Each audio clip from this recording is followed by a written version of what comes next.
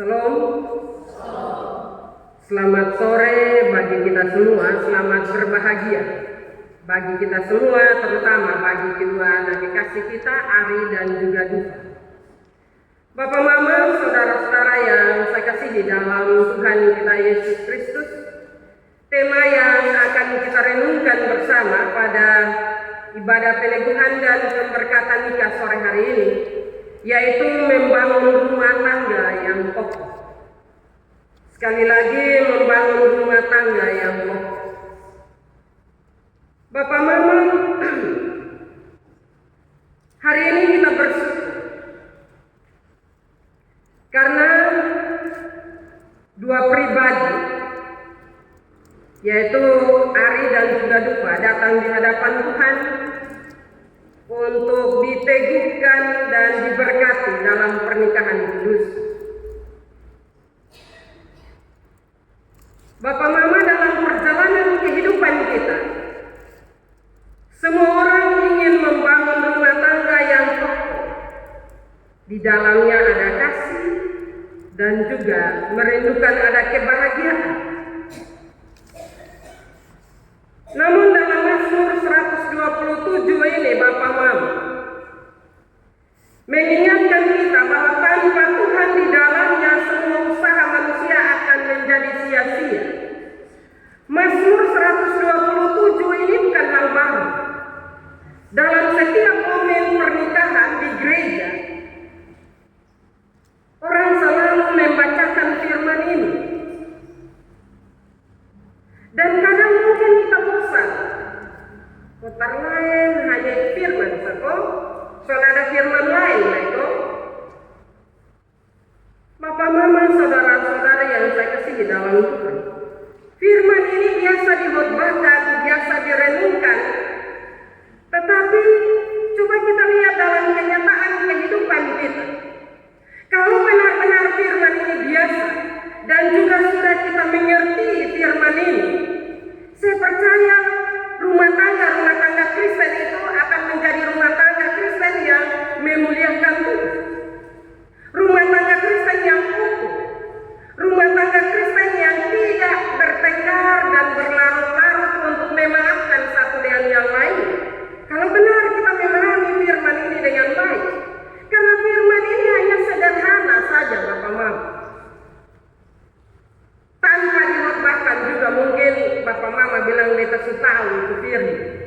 Hanya yang jadi soal ini, yang potong tahu itu hanya sekedar sebuah pengetahuan dan tidak kita praktekkan dalam kehidupan di mana membangun rumah tangga yang diberkati oleh Tuhan.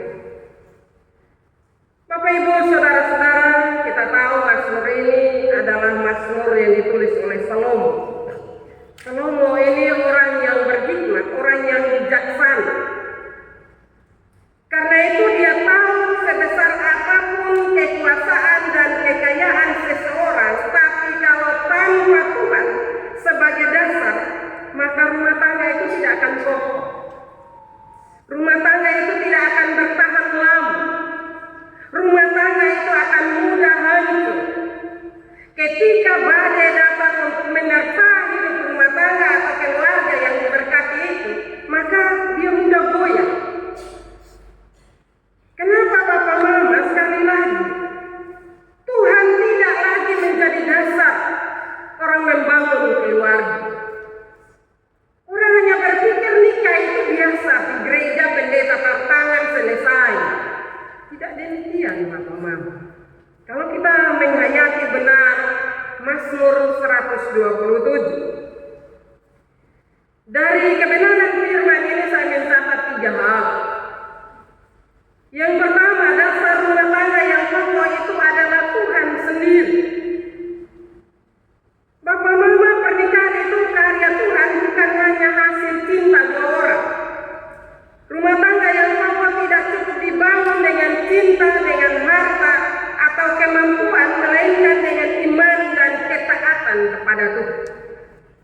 Karena itu, Bapak, Mama, kalau rumah tangga yang diberkati oleh Tuhan dan mulai goyah, itu menandakan bahwa kita bangun rumah itu bukan dasar iman, bukan atas dasar ketaatan kepada Tuhan, tetapi kita bangun rumah atas dasar ego kita, atau kita mengandalkan harta kekayaan kita, kemampuan kita, sehingga rumah tangga itu mudah goyah. Bapak Mama, ketika Tuhan menjadi dasar, maka setiap keputusan, setiap masalah dan sukacita dalam rumah tangga itu pasti diarahkan menurut kehendaknya, bukan menurut keinginan suami atau keinginan istri.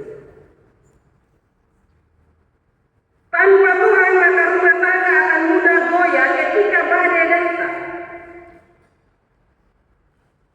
Kadang orang sudah sadar ya Bapak Mama, kadang kehidupan keluarga sudah sadar, bertengkar, saling melecehkan satu dengan yang lainnya, belum sadar bahwa rumah tangganya sementara goyah. Kalau orang sadar, maka dia akan kembali bertelut dan minta ampun kepada Tuhan. Tapi dalam kondisi yang demikian, saya bilang orang tidak sadar itu karena masing-masing egonya yang muncul. Istri paling salah, suami paling benar, atau suami paling benar dan istri paling salah. Belum sadar juga, bahkan tidak mau mendekatkan diri kepada Tuhan. Saat ini banyak rumah tangga Kristen, awal nikah itu datang di gereja. Awal nikah, keluarga antar datang di depan altar, mengaku percaya kepada Tuhan dan minta pertolongan Tuhan menyertai. Tetapi di saat badai menerpa kehidupan, Tuhan susun ingat lagi. Tuhan orang lupa. Tuhan orang taruh di urutan kesekian. Karena itu kebenaran firman Tuhan sore hari ini mau mengingatkan dan menasihati kita. Kalau kita mau rumah tangga kita kokoh, Kakak Ari dan Kakak Dupa, kalau mau rumah tangga kokoh dan bertahan terus walaupun ada badai itu entah menyangkut dengan ekonomi, perbedaan, tantangan, dia mau datang bolak-balik rumah tangga bagaimanapun tidak akan goyah. Kalau memang Tuhan percaya bahwa Tuhan yang membangun rumah tangga kakak berdua. Bapak Mama, saudara-saudara yang saya kasihi dalam Tuhan kita Yesus Kristus, supaya rumah tangga itu kokoh, maka saya mau mengatakan bahwa membangun rumah tangga itu bukan hanya atas dasar cinta, tetapi harus di atas dasar iman kepada Tuhan Yesus. Bagaimana supaya dia kokoh? Bagaimana kita membangun rumah tangga atas dasar iman kepada Tuhan Yesus? Maka mulailah setiap hari dengan doa dan juga selalu baca firman dan selalu memberi pengampunan satu kepada yang lain. Harus selalu memaafkan satu dengan yang lain. Itu menandakan bahwa rumah tangga itu Tuhan yang menjadi dasar.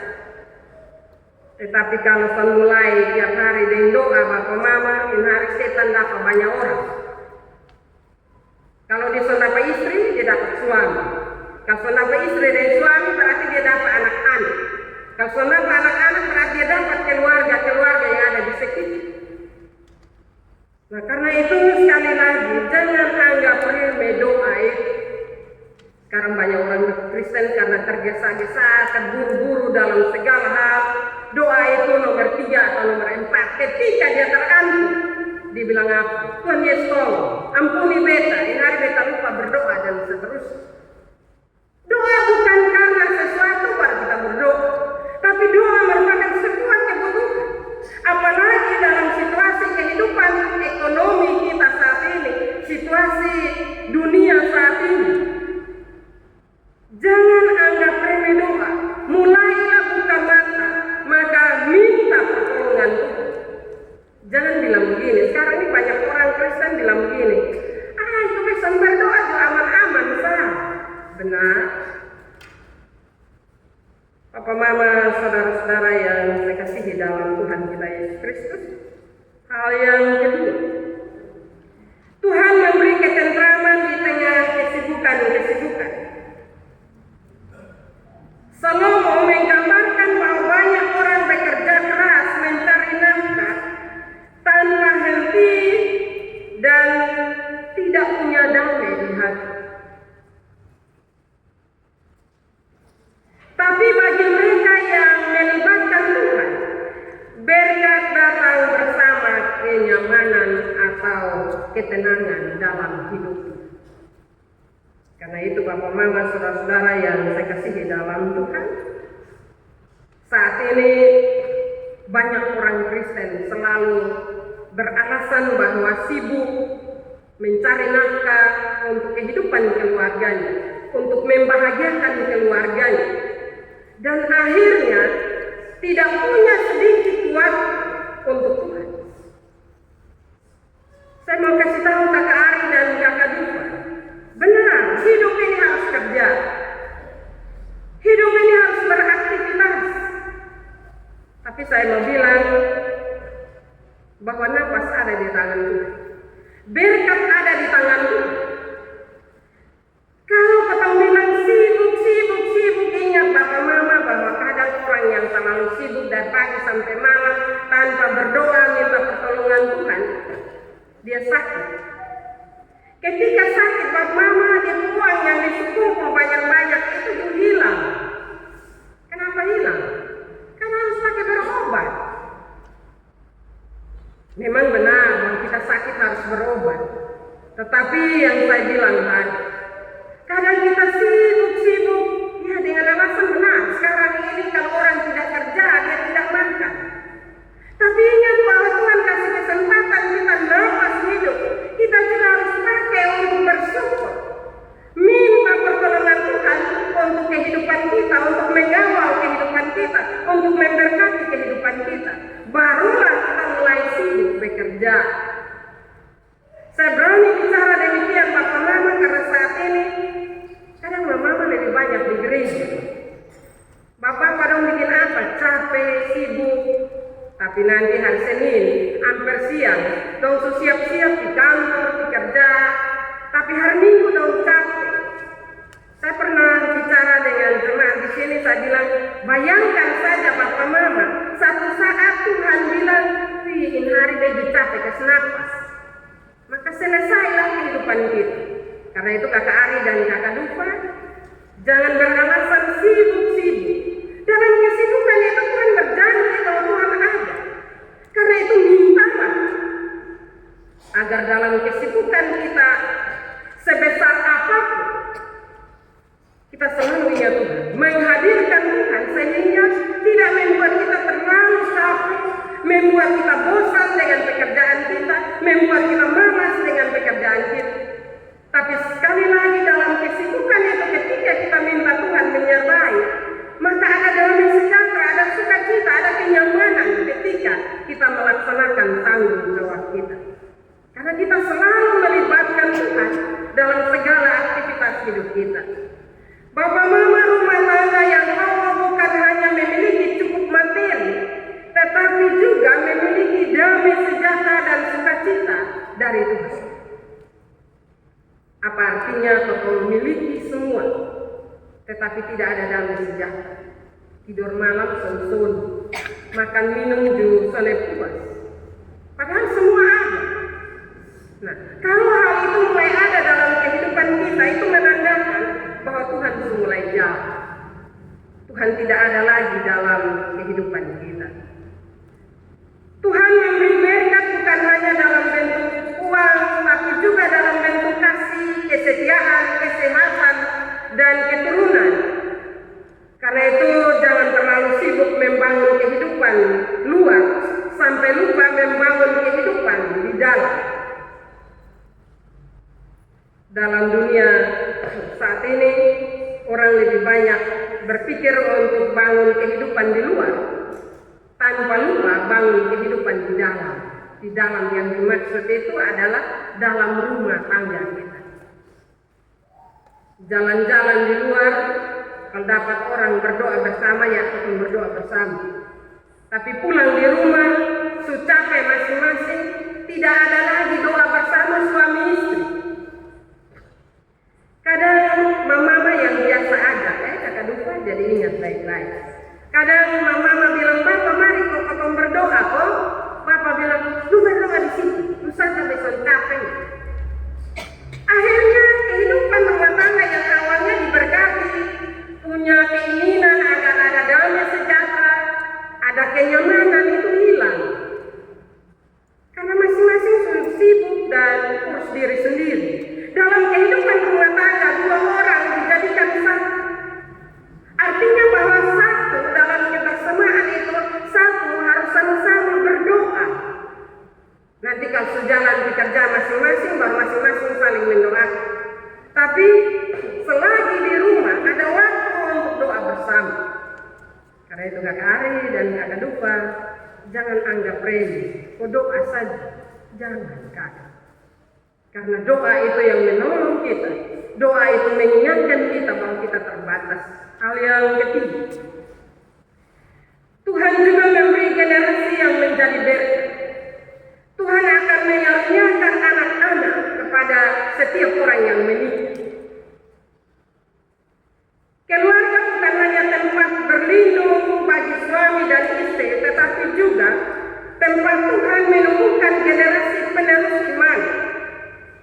Anak-anak disebut milik pusaka Tuhan, artinya bahwa mereka bukan milik kita, milik Bapa dan Mama sepenuhnya, tetapi itu titipan Tuhan yang harus dibentuk dengan kasih dan teladan. Ingat bahwa ketika ada anak-anak itu titipan. Tuhan kasih percaya sementara untuk suami istri mendidik dan membesarkan mereka di dalam iman dan percaya kepada Tuhan. Saat ini banyak orang Kristen lupa itu. Anak-anak tidak dididik dalam bertumbuh dalam iman dan percaya kepada Tuhan. Anak-anak mau pergi gereja ke suami bukan urusan orang tua. Anak-anak mau pergi sekolah minggu ke suami bukan urusan orang tua. Padahal kita lupa bahwa anak itu anugerah terindah. Kakak Ari dan kakak Dufa pasti rindu setelah menikah Tuhan kasih anak Iya kok kakak Ari dan kakak Dufa rindu ke suami. Nah kalau punya kerinduan mau pendeta, bahkan kami sudah melengkapi kakak berdua dalam pranikah itu. Karena itu jangan anggap remeh. Didiklah anak-anak untuk bertumbuh dalam iman percaya kepada Tuhan Yesus. Ketika mulai ada anak, bawalah anak itu ke gereja atau perbiasakan bawa ke sekolah minggu. Saat ini banyak orang tua serupa itu. Tidak pernah membawa anak untuk datang di sekolah minggu.